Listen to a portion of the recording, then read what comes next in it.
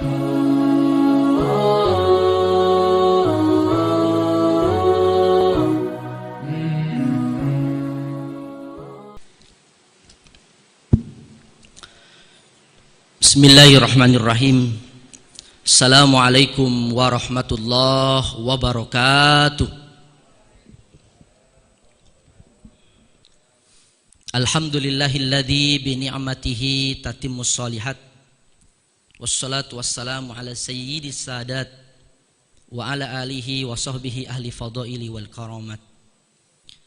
Subhanaka la ilma lana illa ma 'allamtana innaka antal alimul hakim. Rabbi shrah li sadri wa yassir li amri wahlul 'uqdatam min lisani yafqahu qawli.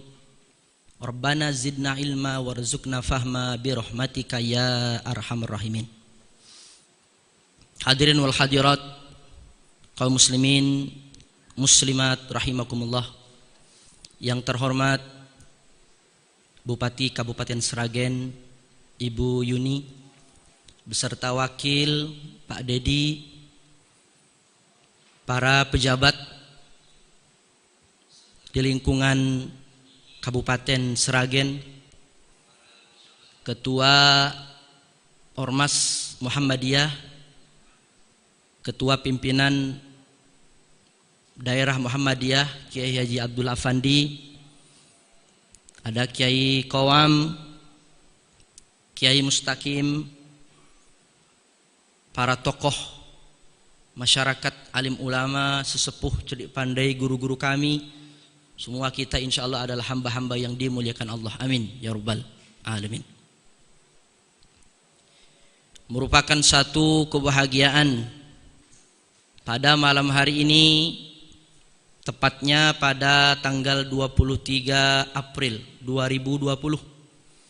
Insya Allah pada besok pagi kita mulai untuk menunaikan ibadah Ramadan. Kita mulai berpuasa sehingga pada malam hari ini kita mulai menunaikan ibadah tarawih. Merupakan tradisi kita menyambut bulan suci Ramadan dengan satu kebahagiaan yang tiada tara. Maka ini kita sambut selalu, karena ini merupakan kebahagiaan yang paling puncak dalam kehidupan kita. Disebutkan bulan Ramadan ini seperti Yusuf, seperti Nabi Yusuf alaihissalam jika dibandingkan dengan 11 saudaranya. Ramadan ini adalah bulan yang paling cerah, bulan yang diliputi dengan berkah dan rahmah, bahkan dengan maghfirah jika dibandingkan dengan bulan 11 yang lain. Oleh karena itu, dahulu para sahabat, mereka adalah generasi terbaik. Mereka menunggu bulan Ramadan ini 6 bulan sebelum bulan suci Ramadan datang. 6 bulan, bahkan dikatakan di bulan Rajab Nabi Shallallahu Alaihi Wasallam berdoa, Allahumma barik lana fi Rajab wa Sya'ban wa ballighna Ramadan. Ya Allah, sampaikan kami di bulan Rajab, di bulan Sya'ban. Ya Allah, berkahi kami di bulan Rajab, di bulan Sya'ban, dan sampaikan kami di bulan Ramadan. Adapun 6 bulan berikutnya adalah mereka mempertahankan apa yang telah didapat selama bulan suci Ramadan.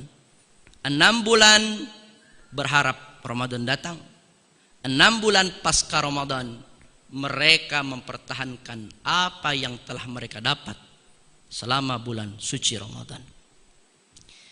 Itulah bagaimana potret generasi terbaik umat ini, para sahabat. Mereka berbahagia, mereka bersuka cita ketika mereka bertemu dengan Ramadan. Sebaliknya mereka bersedih bercucuran air mata ketika mereka hendak meninggalkan bulan suci Ramadan. Maka hari ini kita, apa yang harus kita siapkan, apa yang harus kita adakan dalam hati ini, maka marilah kita berbahagia, maka marilah kita bersukacita walaupun kita dalam keadaan seperti hari-hari ini. Maka saya secara pribadi beberapa hari ini mencoba menyiapkan mental, memasang hati untuk senang karena sebentar lagi akan menghadapi Ramadan. Tetapi memang berat ya menancapkan perasaan senang ini ketika kita melihat fenomena hari ini. Apalagi barusan saja saya membaca surat kabar Joglo Semar. Di Sragen baru kemarin 8. Ternyata hari ini sudah bertambah 31. Jadi hati ini campur aduk, Mbak Yuni. Hati ini campur aduk luar biasa. Dan Masya Allah, kita benar-benar diuji. Tetapi sekali lagi, tetap perasaan ini harus kita bangun dengan apa? Dengan kebahagiaan, dengan kesenyuman. Barangkali apa alasan Ramadan ini menjadi pelipur lara, menjadi kebahagiaan untuk kita. Dikatakan syahrul Ramadan alladzi unzila fihil Qur'an hudal linnas wa bayyinatin minal huda wal furqan. Bulan Ramadan itu di mana di dalamnya diturunkan Al-Qur'an. Al-Qur'an merupakan petunjuk bagi manusia. Maka dikatakan Ramadan syahrul Qur'an. Ramadan itu adalah bulannya Al-Qur'an. Kemudian berikutnya yang kedua dikatakan Ramadan ini adalah bulan pengampunan. Kalau selama ini kita secara pribadi, kita secara kolektif berbangsa bernegara banyak kesalahan, banyak dosa selama 11 bulan, maka Ramadan ini kesempatan kita ini untuk bermunajat kepada Allah. Dikatakan dalam satu riwayat ini sahih, satu ketika Nabi sallallahu alaihi wasallam naik ke atas mimbar. Falam martaqa darajatal ula qala amin. Falam martaqa darajatal tsaniyah qala amin. Falam martaqa darajatal tsalisah qala amin. Nabi naik ke atas mimbar. Tangga pertama Nabi mengatakan amin. Kedua, ketiga Nabi mengatakan amin. Lalu sahabat yang cerdas itu, sahabat yang kritis itu, ya Rasulullah, ma sami'tum. Kami belum pernah mendengar yang model begini. Engkau tidak bicara, tidak ada yang bicara, tapi engkau tiba-tiba mengatakan amin. Lalu sahabat melanjutkan, apa sebenarnya yang kau aminkan? Lalu disebutkan Nabi sallallahu alaihi wasallam, bu'dan liman adraka Ramadan falam yughfar lahu. Celaka siapa yang bertemu dengan Ramadan, dia diberi kesempatan hidup di bulan Ramadan, dia ikut berpuasa Ramadan, ikut tarawih, ikut qiyam Ramadan, bahkan infak sedekah, dia bayar zakat, diakhiri dengan Idul Fitri, tapi dia lulus sebagai alumni Ramadan, sama sekali dosa-dosanya tidak diampuni oleh Allah Subhanahu wa ta'ala. Nabi mengatakan yang seperti ini adalah orang yang celaka. Nabi sekali lagi mengatakan, bukan orang yang rugi, tapi orang yang celaka. Di sisa riwayat 2 lagi Nabi mengatakan, celaka siapa yang ketika hidupnya orang tuanya masih eksis tapi tidak berbakti kepada keduanya. Maka anak yang seperti ini termasuk adalah orang yang celaka. Lalu amin yang lain dikatakan, celaka ketika ada orang yang mendengar namaku Muhammad, lalu orang itu tidak mengatakan sallallahu alaihi wasallam. Maka dari hadis ini kita ketahui ternyata Ramadan ini adalah bulan yang sangat berharga. Kenapa? Karena di dalamnya terdapat ampunan yang luar biasa yang tidak ada dalam bulan-bulan yang lain. Ma'asyiral muslimin rahimakumullah. Lalu kemudian masih banyak keistimewaan bulan suci Ramadan ini yang sudah disampaikan oleh para ulama kita. Bagaimana faedah-faedahnya, bagaimana keutamaan-keutamaannya. Ada hadis dhaif mengatakan sumu tasihu, sumu tasihu, saumlah kamu akan sehat. Walaupun hadis ini dhaif, tetapi dalam kenyataan di lapangan ternyata orang yang puasa itu sehat. Kaum muslimin rahimakumullah. Kemudian merupakan ketetapan Allah Subhanahu wa taala. Hari ini kaum muslimin bukan hanya di Indonesia, bukan hanya di negeri Sukowati di Sragen ini, tetapi di seluruh dunia kita berRamadan dalam suasana yang berbeda, dalam suasana yang mencekam.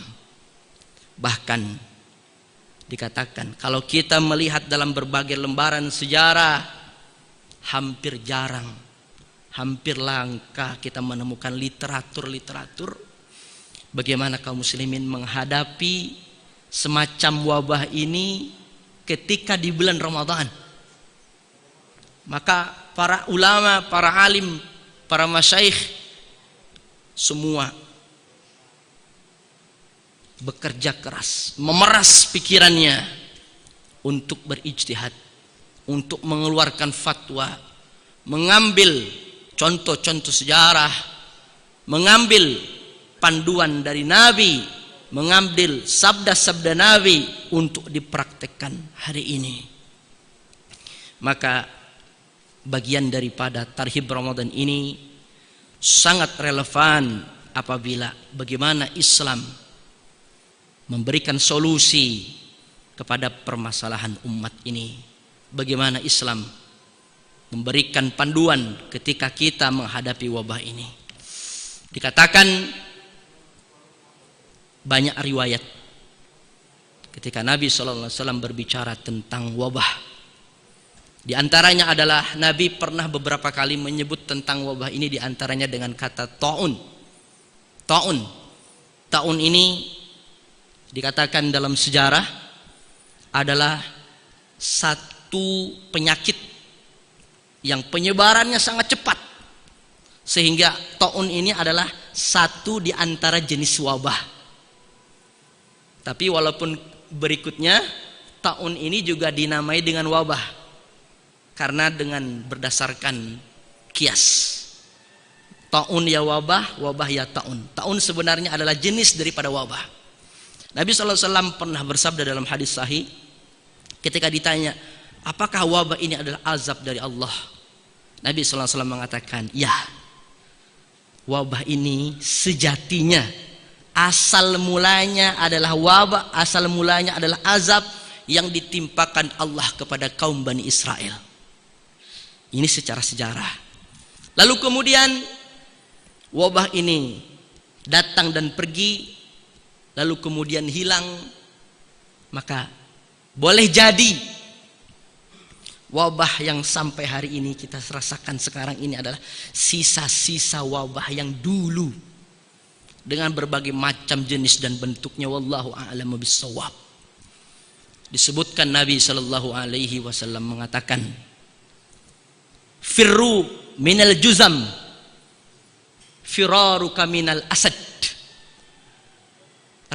Larilah kamu dari penyakit kusta seperti larinya kamu dari singa.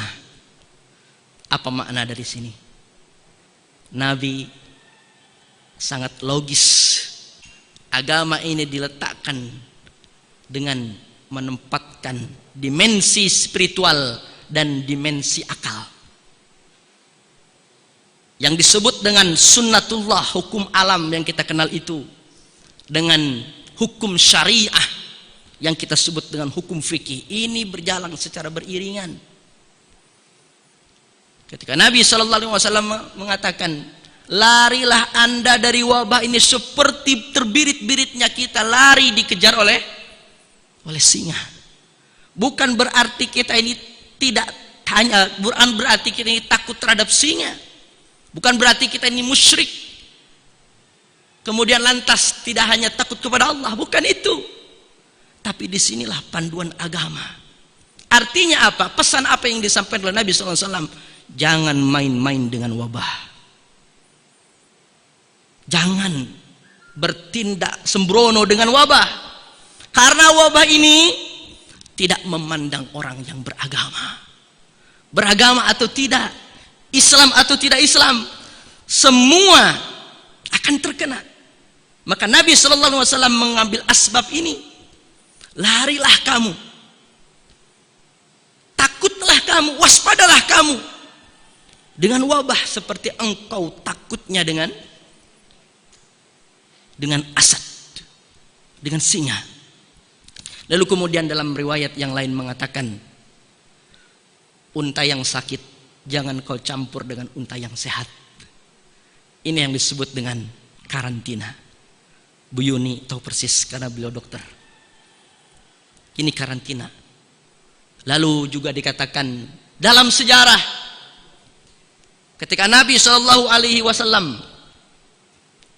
mendapati sahabat, ada sahabat ketika itu dalam sebuah perjalanan tertimpa kepalanya dengan batu, kemudian luka bocor. Lukanya cukup parah. Satu malam dia mimpi basah, Pak, junub, mimpi basah, mesti mandi, banjir. Lalu dia bertanya kepada kawannya, wahai teman, apakah bagiku ada keringanan untuk tayamum, untuk tidak mandi, untuk tidak terkena air, saya harus mandi? Lalu teman-temannya mengatakan, bagimu tidak memiliki halangan untuk tidak mandi janabat. Lalu orang ini mandi janabat, lalu kemudian meninggal dunia. Cerita ini diriwayatkan oleh sahabat Jabir bin Abdullah, disebutkan dalam Sunan Abu Daud. Oleh Albani mengatakan hadis ini adalah hadis sahih. Lalu sampailah ke telinga Rasulullah Sallallahu Alaihi Wasallam. Apa kata Nabi Sallallahu Alaihi Wasallam ketika mendengar ada orang yang meninggal dunia? Akibat apa? Akibat fatwa yang disampaikan oleh orang-orang yang tidak bertanggung jawab. Nabi Sallallahu Alaihi Wasallam mengatakan, qataluhu, orang-orang ini yang ngomong sembarangan ini telah membunuh dia. Qatalahumullah, semoga Allah membalas mereka. La haula wala quwata illa. Apa makna daripada semua ini? Nabi memberikan kepada kita panduan, berhati-hati, berhati-hati. Kemudian dalam riwayat dikatakan, saya sedikit menceritakan lebih lebar lagi. Dulu di zaman Umar ibn al-Khattab, tepatnya pada tahun 17 Hijrah, Imam Ibnu Katsir menceritakan dalam Al-Bidayah wan Nihayah, pernah di zaman Umar ibn al-Khattab telah terjadi wabah namanya Ta'un Amawas. Dalam Bahrul Al-Muhit dikatakan Amawas ini, hari ini Amawas ini berada di Palestina, satu negeri di antara Al-Quds dan Ramallah. Kalau kita cek dalam peta, Amawas ini masuk sekarang kekuasaan Israel. Ya. Dulu pada tahun 17 Hijrah, ketika Khalifah berencana berangkat dari pusat Madinah pergi ke negeri Syam, lalu dikatakan oleh pimpinan gubernur Syam bernama sahabat Abu Ubaidah bin Jarrah bahwasanya Umar untuk tidak masuk ke negeri Syam karena telah terjadi wabah Amawas, Ta'un Amawas. Disitulah dialog terjadi kaum muhajirin dan ansar. Disitulah terjadi dialog sahabat-sahabat yang ikut di Fathu Makkah. Lalu di antaranya muncullah hadis-hadis terkait dengan panduan Nabi Shallallahu Alaihi Wasallam yang telah saya sampaikan di depan tadi. Bapak Ibu yang dirahmati oleh Allah Subhanahu Wa Taala, ternyata wabah ini telah menjangkiti negeri Syam. Negeri Syam ini yang kalau kita lihat dalam peta hari ini itu meliputi 4 atau 5 negara. Ada Yordania, ada Libanon, ada Palestina, ada Syria. Bahkan dalam satu riwayat dikatakan Mu'adz bin Jabal itu hati-hati ketika dia berada di Irak karena wabah ini sudah sampai di Irak. Jadi kalau dalam bahasa sekarang, Mu'adz ini sedang ngobrol dengan teman-temannya, kira-kira di ruangan ini ada yang positif enggak? Lalu sahabatnya mengatakan, apakah tidak merupakan kepanikan kalau kita bicara di ruangan ini ada yang ngaku positif atau tidak? Kata dia mengatakan, bukan merupakan satu kepanikan, justru ini adalah sebuah kewaspadaan. Ini sahabat dulu berbicara tentang taun ini. Lalu kemudian Masya Allah, la hawla wala quwata illa billah, diceritakan oleh Imam Al-Waqidi, ya, ternyata wabah ini luar biasa begitu hebat. Pasca Umar ibn Khattab mengurungkan niatnya, karena Umar ibn Khattab mendapatkan hadis yang diriwayatkan oleh Abdurrahman bin Auf bahwa Nabi Shallallahu Alaihi Wasallam bersabda, kalau ada wabah di satu negeri, maka kamu jangan memasukinya. Dan apabila wabah ada di negerimu, jangan sekali-kali kamu keluar darinya. Inilah yang hari ini kita berbincang antara mudik dengan tidak mudik. Nabi Shallallahu Alaihi Wasallam telah menyampaikan itu jauh-jauh hari. Maka Umar ibn Khattab memutuskan dia tidak jadi masuk ke negeri Syam karena di dalamnya ada wabah. Imam Al-Waqidi mengatakan, wabah ini telah merenggut 25.000 sampai 30.000 sahabat Nabi. La haula wala quwata illa billah. Disebutkan seorang pimpinan militer sekaligus gubernur negeri Syam, Abu Ubaidah bin Jarrah pun meninggal dunia karena wabah ini. Sahabat Mu'adz bin Jabal meninggal dunia karena wabah ini. Surahbil bin Hasanah meninggal dunia karena wabah ini. Ada sepupu Nabi bernama Fadl bin Abbas juga meninggal karena wabah ini. Dan sahabat-sahabat yang lain yang mereka gugur, yang dalam berbagai kesempatan Nabi Shallallahu Alaihi Wasallam mengatakan, orang yang meninggal dunia karena wabah fahuwa syahid, maka orang ini masuk dalam kategori mati syahid. Hadis riwayat Bukhari dengan syarat apa? Dia melaluinya dengan kesabaran. Maka hadirin hadirat rahimakumullah, ternyata terkait dengan apa yang kita rasakan hari ini sejatinya telah terjadi di masa lalu, berulang-ulang. Oleh sebab itu maka muncullah kesadaran di hadapan kita, karena satu kesulitan ini tentu akan ada solusi. Bahkan Allah Ta'ala mengatakan, innamal usri yusra, bersama kesulitan ada kemudahan. Bukan setelah kesulitan lalu ada kemudahan, bukan. Ternyata dalam kesulitan itu sendiri ada solusi. Maka oleh sebab itu merupakan takdir Allah Subhanahu wa Ta'ala, ketika wabah ini datang menyerang bangsa kita, kita dipertemukan dengan bulan yang hebat. Itulah bulan Ramadan dan bulan Zulhijjah. Ingat, di bulan Ramadan itu orang makan hanya 2 kali. Di bulan Zulhijjah orang ada menyembelih kurban. Maka disinilah kita berbicara tentang bagaimana sikap kita kaum muslimin menghadapi satu ujian yang berat ini bernama wabah COVID-19. Oleh sebab itu di penghujung ini kami berbagi menyampaikan urun rembuk, ya, karena ini merupakan satu kewajiban kita, merupakan satu elaborasi antara ulama, umara, dan kaum muslimin secara keseluruhan. Tidak mungkin pemerintah saja yang bekerja. Tidak mungkin dokternya saja yang bekerja. Tidak mungkin aparatnya polisi, TNI yang bekerja. Tidak. Tetapi semua kaum muslimin kita harus bahu-membahu. Bapak Ibu yang dirahmati Allah Subhanahu wa taala. Maka dalam hal ini Muhammadiyah merupakan bagian daripada elemen bangsa mencoba menyampaikan kepada kaum muslimin. Yang pertama terkait menghadapi wabah ini, yang berubah adalah bagaimana ibadah. Ibadah di bulan Ramadan ini tidak bisa sama. Maka ibadah di bulan Ramadan ini kita berangkat dari rumah masing-masing. Salat berjamaah di rumah, tilawah di rumah, tarawih di rumah, i'tikaf di rumah. Keluar rumah hanya untuk kepentingan-kepentingan yang darurat. Maka jangan sampai kita beradu fatwa, beradu argumen, saling ejek, bahkan di beberapa tempat saling mengkafirkan, saling memunafikkan. Masya Allah, saya barusan ba'dal maghrib ada satu masjid besar di satu kecamatan yang sudah siap menggelar tarawih bersama. Sudah kami sampaikan tidak boleh, ini berbahaya, tapi ternyata tidak didengar. Ustadznya, kiainya tidak didengar Ibu Bupati. Baru ada aparat datang bawa pentungan, bubar.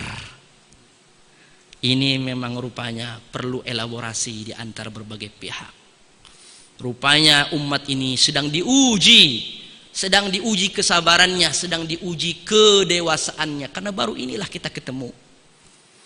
Kemudian selain masalah fikih, yang berubah adalah bagaimana kita menghadapi ini dalam dua dimensi, yaitu adalah pencegahan dan penanggulangan.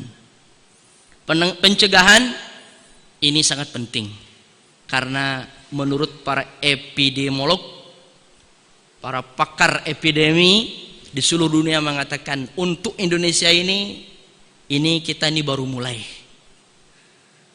Ya, bahkan ini ada kabar kurang baik, Bu Yuni lebih tahu tentunya. Kalau kita ini menghadapi wabah ini bulan Maret, April, Mei, Juni, Juli kita ada Idul Adha. Bahkan ada yang mengatakan siap-siap di bulan September. Bahkan mengatakan siap-siap di bulan Agustus. Wallahu a'lamu bisawab. Kita ini, saya pribadi sudah karantina ini 1 bulan Bu Yuni. Pesantren sudah dipulangkan sejak corona belum positif di Sragen. Pengajian sudah di-off-kan. Sejak apa? Sejak awal Maret. Jadi sudah nganggur hampir 1 bulan di rumah ini. Bisa dibayangkan. Ustadz tidak ada aktivitas. Ojol tidak ada aktivitas. Yang buka warung biasanya tutup. Warung soto sepi. Masya Allah. Kemarin saya mendengar bahkan yang pijit itu, yang tukang pijit, yang tunanetra itu, Masya Allah, dikatakan kami ini hampir 2 pekan ini tidak ada. Bagaimana mau mijit nanti tertular corona? Jangankan mijit, ketemu aja pakai masker. La haula wala quwata illa billah. Maka ini perlu apa? Pencegahan ini terus ya, dilakukan. Maka di sini saya mengatakan dalam aspek pencegahan ini khusus kepada kaum muslimin, umat yang beragama Islam. Melalui mimbar ini kami bersama-sama di ruangan ini mengajak, insya Allah tidak ada ikhtilaf ulama yang lokal maupun internasional, semua sepakat ya, bahwa Allah telah memberikan keringanan untuk ibadah-ibadah yang kita laksanakan di bulan Ramadan.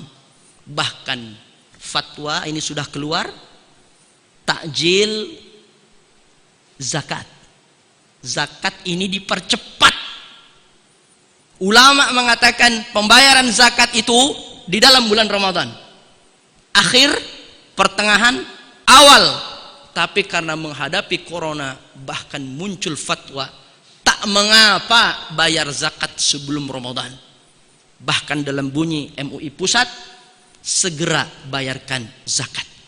Termasuk zakat mal yang boleh jadi keluarnya adalah bulan Desember, tapi karena ini ada wabah, dia keluarkan sebelum waktunya. Kenapa? Karena ada maslahat di dalamnya. Inilah fleksibilitas fikih itu. Jangan sampai ada fitnah menerjang agama kita. Tidak boleh ada lagi kita mendengar tertular COVID berjamaah. La haula wala quwata illa billah. Seolah-olah agama Islam ini tidak mengajarkan umatnya untuk beribadah di luar wabah. Jangan sampai ada kedengaran lagi ada jamaah terkena COVID akibat pengajian. La haula wala quwata. Jangan sampai ada lagi terdengar. Oleh sebab itu, marilah kita intensifkan terkait dengan masalah pencegahan ini. Ikuti aturan. Ikuti aturan. Pemerintah dalam hal ini garda depan adalah medis, kemudian himbauan para ahli fikih. Imam Syafi'i mengatakan ahli fikih dan dokter itu yang harus didengar. Kemudian yang lain adalah terkait dengan penanggulangan. Selain krisis kesehatan yang utama, kita rasakan hari ini ada krisis ekonomi, bahkan ada lagi krisis keamanan, Bu Yuni. Ya, memang hari ini luar biasa, multi krisis. Sekali lagi terkait dengan masalah penanggulangan ini, kami menghimbau dalam hal ini adalah terutama yang di garda depan. Ya, dalam hal ini adalah medis, kemudian dikuatkan dengan pemerintah untuk membuat kebijakan-kebijakan yang terkait dengan masalah kesehatan. Karena utamanya adalah masalah kesehatan.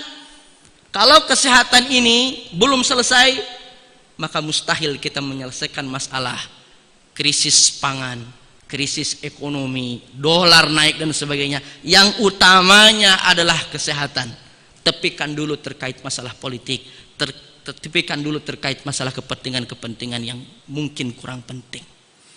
Kemudian yang mesti dikedepankan terkait dengan penanggulangan ini adalah sikap mental untuk kaum muslimin tahan terhadap krisis.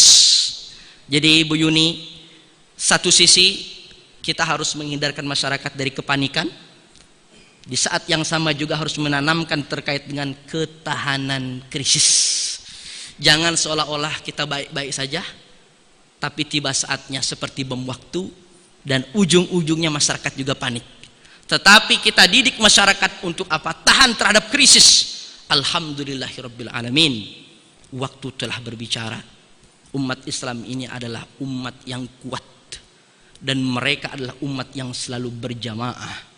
Mereka ini adalah solid ketika dihadapkan dengan krisis-krisis.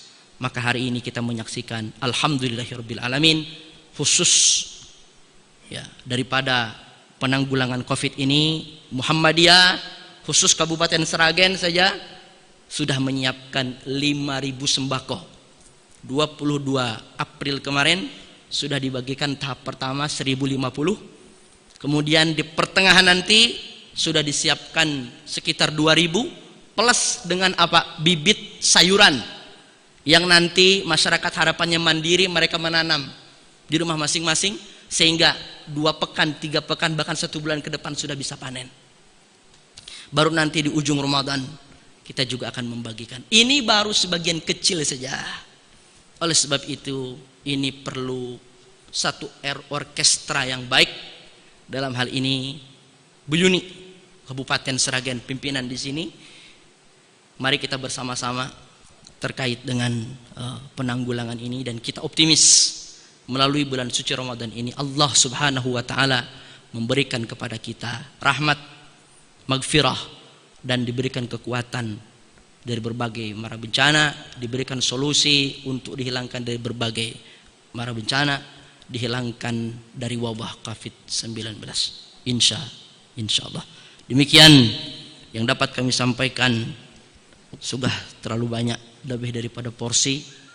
Setelah ini kita akan sama-sama bermunajat, berdoa kepada Allah Subhanahu wa taala yang akan dipimpin oleh ayahanda kita, kiai kita. Demikian yang dapat kami sampaikan. Mohon maaf apabila banyak kesalahan dan kekurangan. Billahi fi sabilil haq.